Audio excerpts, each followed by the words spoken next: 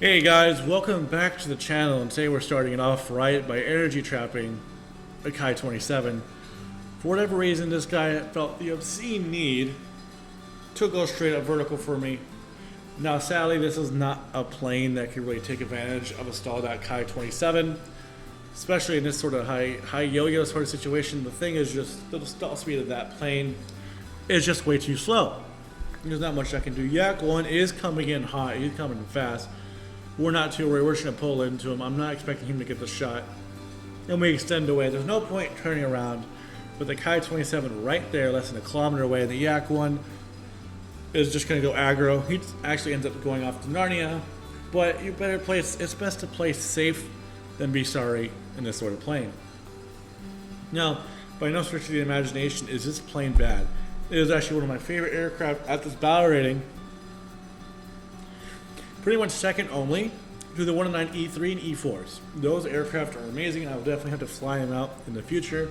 Actually, there's an E4 video on my channel somewhere.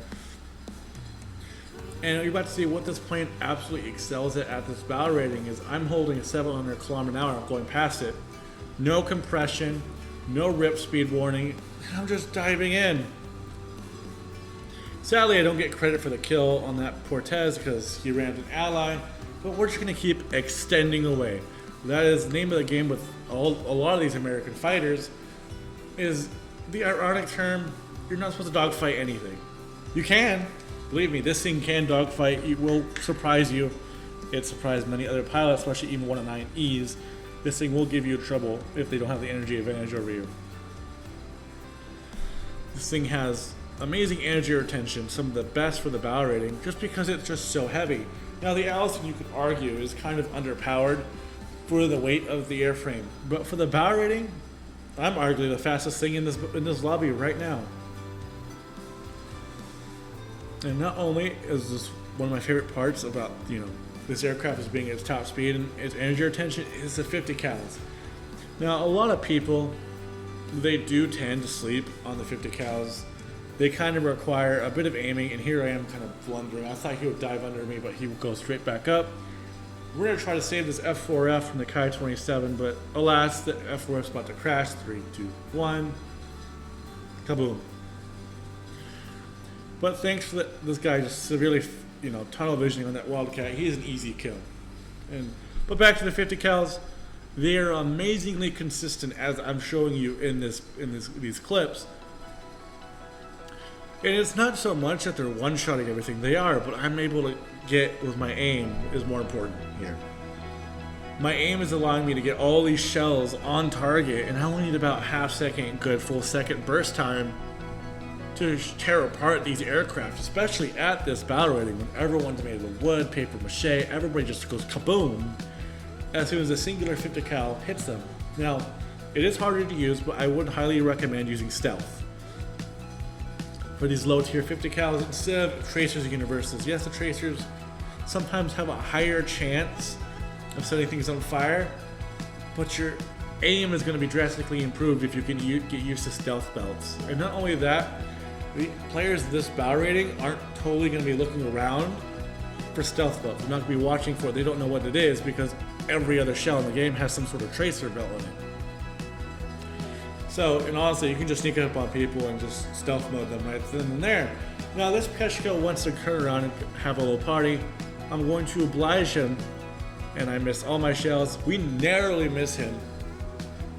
And the 109 is going to take care of him. He's not our problem. I'm going to go off the 0. Now, the 0 normally, in this position, with as low speed as I am, it was not going to be a fun time for me. I don't want to take this fight. But I know he's smoking. He's going terribly slow. And then boom goes dynamite, he's done. So that is the last kill of the game. And I believe that was the 6th killer. Here comes the next one. We are at altitude with the enemy aircraft. We are going for this Hurricane who's trying to defensive against this Ki-27. It is a Mark IV, one of the funnest aircraft for the battle rating. Not the best for performance, but just because there's such a good, those two 40mm are absolutely hilarious. If you ever want to have some fun, play this plane. Now you can see that my aim is I'm just not having the aim right now. I light him on fire. I'm gonna keep shooting. Puts fire out.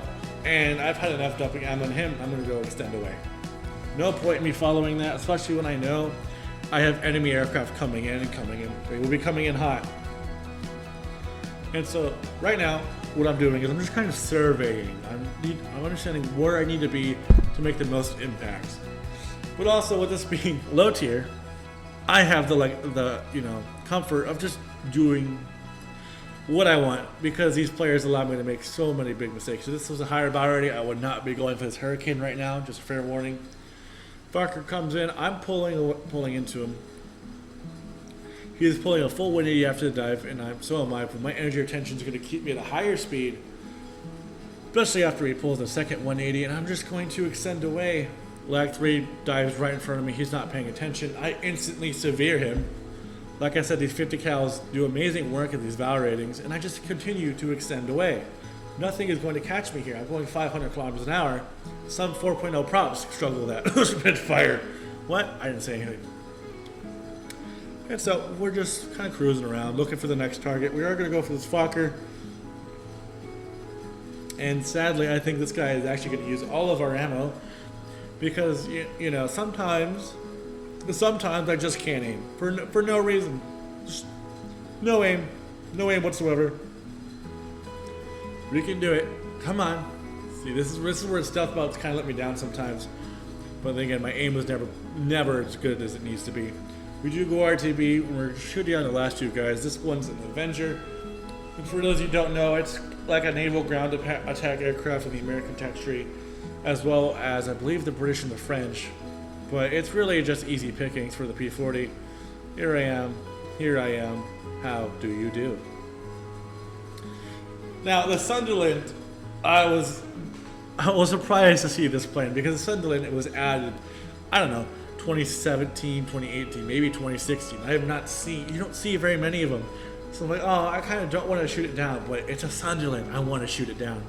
So we push the head on, and it is one of those bombers that actually has guns in the nose, so it can dogfight. Although the reliability on that, I don't know these days. I haven't done it in 5, 6, 7 years. I don't know, can't remember.